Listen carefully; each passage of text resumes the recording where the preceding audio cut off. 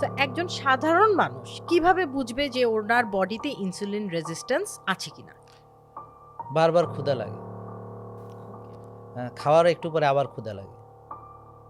খাওয়ার পরেও কেমন জানি দুর্বল লাগে। আর না খেয়ে বেশিক্ষণ থাকলেও কষ্ট লাগে। বেচারা নিরুপায়। কম খেয়ে ওজন বেড়ে যাচ্ছে।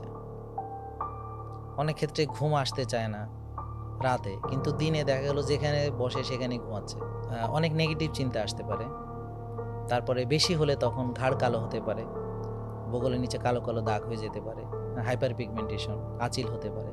মেয়েদের পলিসিস্টিক ওভারি হতে পারে। হ্যাঁ? এটাকে এখন রিসেন্টলি পিএমওএসও বলা হচ্ছে। পিসিওডি, পিএমওএস, পিসিওএস, হ্যাঁ? মাসিক ইরেগুলার হতে পারে। তারপর হচ্ছে বুকে লোম হতে পারে, দাড়ি হতে পারে, মোচ হতে পারে, মুখে ব্রণ হতে পারে, মাথায় টাক পড়তে পারে, হ্যাঁ? তো এবং মেজাজ খিটখিটে হয়ে যেতে পারে। স্ট্রেস নিতে পারছে না, অল্পতে অস্থির হয়ে যাচ্ছে এবং আগের মতো মনোযোগ ধরে রাখতে পারছে না।